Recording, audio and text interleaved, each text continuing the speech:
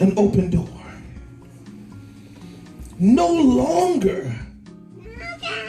We've got less than 3 months for the remainder of this year.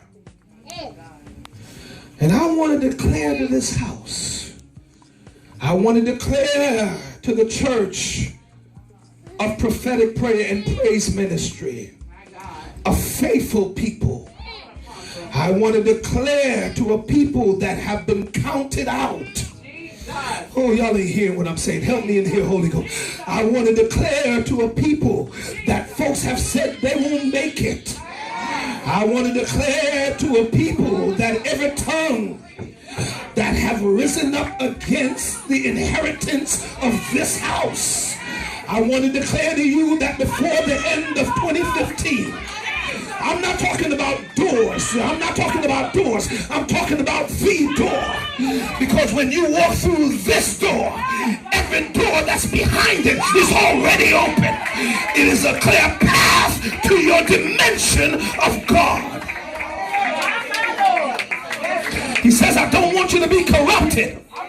I want you to come out from among them. I want you to come out from everything that don't glorify me. I want you to be into a place where he that hath an ear to hear. I'm not talking about your physical hearing. I'm talking about your spiritual hearing. I want you to incline your ear in the next 2 months to hear what I'm going to speak to you. And God says that I need to come and tell this church that when you hear his voice, harden not your heart. It is not the devil talking to you. It is God speaking to you. Don't sit and baffle with it. Move when you hear him.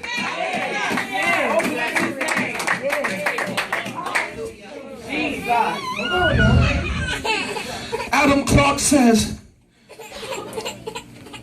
he opened to thee a door to proclaim and diffuse his word.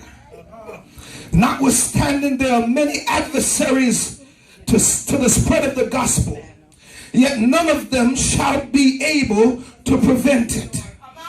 I went into my research. 3 o'clock this morning I'm up. I got a couple of scholars that I love to read, and I wanted to hear what they had to say.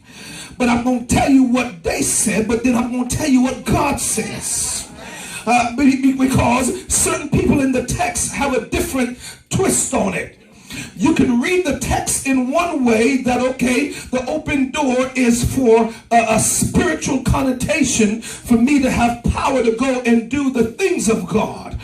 But not only is that the case, Barnes says that he is referring to his authority or stated in Revelations 3 and 7. Revelation 3 and 7 says, and to the angel of the church in Philadelphia, these things says, that is holy, he that is true, he that hath the key of David, he that openeth and no man shutteth, and shutteth and no man openeth. Now why would there be a door that is open for me? Every door needs a key. Help me with this, apostle. Are you hearing me? Every door needs a key. So who is the key? If he sets before me an open door, then I've got to be the key. Oh yes. Why is he setting a door open for me, apostle? Because he has made you the key. You have become the key because you have decided to walk into agreement with the things of God. What happens to the Philadelphia church? They became faithful. See, when you're faithful, it doesn't happen right away. See, faithfulness is not you pimping God.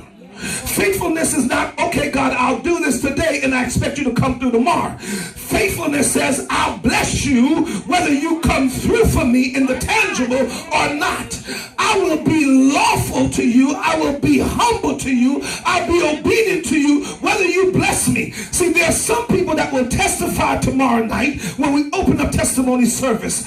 And how I can tell that you're growing in God and how you can tell that you're growing in God is when you can stand before the people, stand before family, stand before friends and have this testimony. If he never does another thing for me, I still bless him. Why would I say that? Because David says, I will bless the Lord at all times. His praise shall continually be in my mouth. Why would he say that?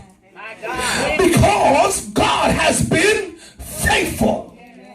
God has been faithful to David. God was faithful to him when God should have killed him. See, we got too much ego before God. But when you understand faithfulness, that God could have had you sleeping in your grave. You don't come before God saying, I need a car. You don't come for a house. You come saying, God, because you have blessed me with life, I will bless you at all times. Your praise can... Come on. He says now, the open door here evidently refers to, I like Barnes because Barnes says that the open door refers evidently to the enjoyment of some privilege or some honor. Now let me park there for a minute, because if it's spiritual, that I'm going to deal with adversaries pertaining to the persecution of the gospel. Then if God opens a door for me to go and share his glorious gospel, Barnes says that the benefit of the open door is also tangible. I like that, because God is a God of order. God is a God of principle. He says no good thing. See, his gospel is good. He's the good news. And every time, look, touch somebody, say, if you want to be blessed, just tell somebody about the blesser. Come on, somebody. If you want good, just tell somebody about the goodness of Jesus. He says there's no way that I can be proclaiming the good news and he don't have a tangible blessing for me, because he's a God that will not withhold anything from them that walk uprightly. So when folks are looking at you and getting ready to ask you before the end of this year, how did you get that blessing? Just tell them, honey, I walked uprightly. It wasn't easy. No. Don't be fooled and don't get this twisted. This thing took some hard work. This thing took some faithfulness. This thing took some sacrifice.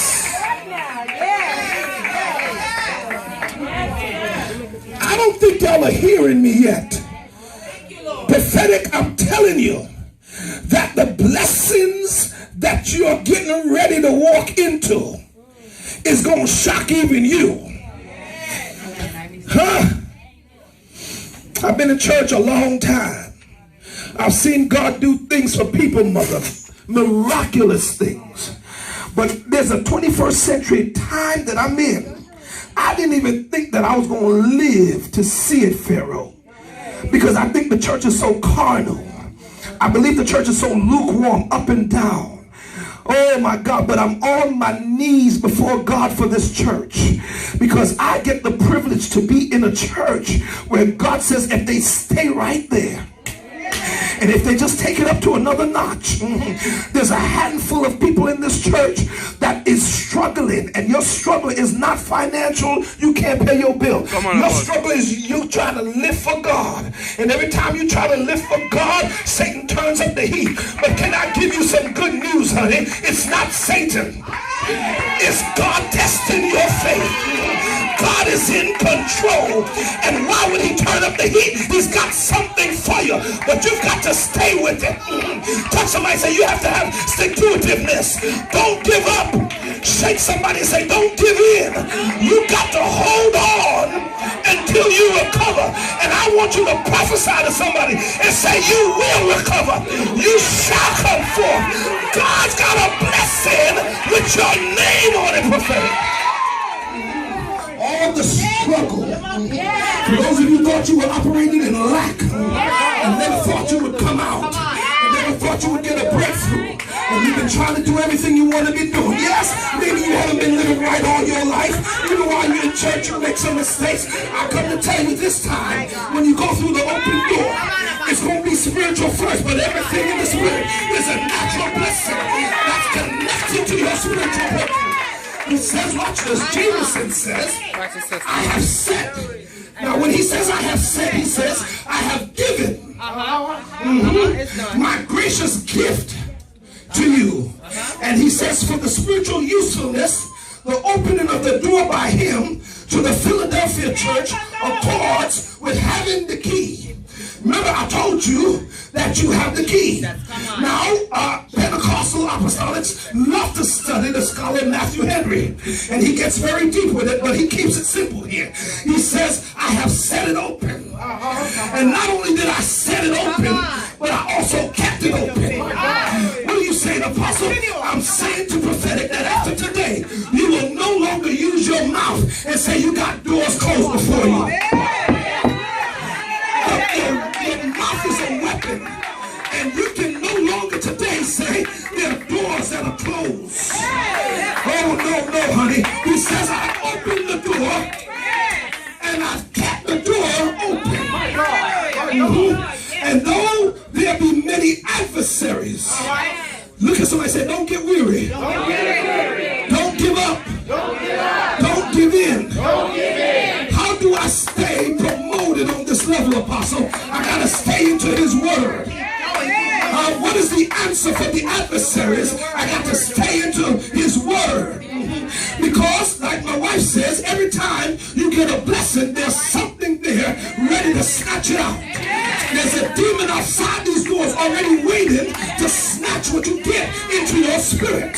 So you got to keep on feeding your spirit this word. If you get a word today that God has opened up a door, glory to God. You can't get home and lose it that quickly. My God. He says that the wicked men envy the people of God because of their door. My God. Jesus. It's going to shock you because some of the people that you thought were your friends all this time. Oh God! I wish I had a church in here. Yeah! Oh God, help me. Some of the people that you thought were your friends. Some of the people that you thought were your family members that love you. The Bible says that when the door opens up and you walk in and take your rightful place, the Bible classifies them as wicked because now they envy the blessings of God on your life. What did Lady Miller say? If you celebrate with me, you're not wicked. If you celebrate with me, you're not evil. And the trick of the enemy is not the trick of God. The trick of the enemy is that it's only the enemy that causes people who already have wickedness and evilness in their hearts not to have a celebratory spirit, to realize that if I can celebrate what God just did for my sister, what did I say? Not my enemy, my sister. We're blood. We're bought with the blood of Jesus. So if he's blessed her, he's got to bless me if I'm connected to the celebration. But it's only the enemy that will bring war between me and my sister that I envy you, so it hinders my blessing. My God! It shuts the door. Jesus. He says that the wicked men will envy the people of God, their door of liberty, and would be glad to shut it against them. But here's what I love about this. I'm letting you get ready to go home. He says, but if we don't provoke Christ, touch your neighbor and say, don't get God mad. Don't get God mad. They ain't talking to you. Touch somebody else and say, don't get mad. Don't get God mad. He said, don't provoke Christ, because the only spirit that can shut the door is God himself. The only spirit that can shut the door is God.